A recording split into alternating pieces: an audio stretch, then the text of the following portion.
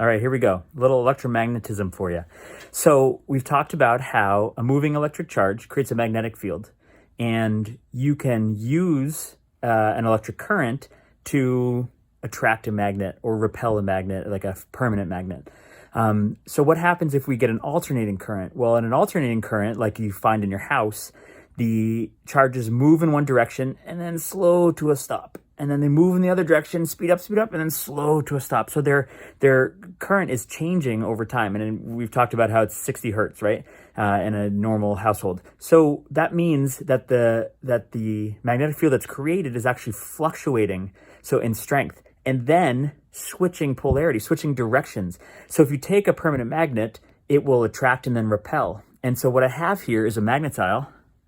Magnetiles have these little magnets that run the edges of it, and it attracts and repels opposite sides. If you have a current, if we could create an alternating current next to it. So what I have here is a cable. It's hard to see the cable here, but it runs all the way to this space heater. And space heaters draw a ton of amperage. They draw a ton of current. So we can create this magnetic field, and a pretty strong one because of the amount of current that it draws. So let's see what happens when I bring the magnetile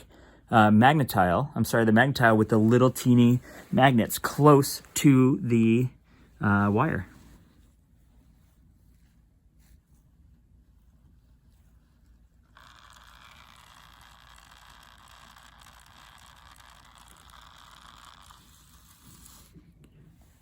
Did you hear it?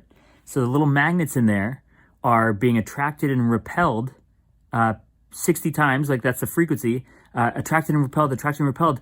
But because these magnets have a north and a south pole, that opposite ends are being attracted and repelled, and so they're vibrating back and forth, and you can hear them.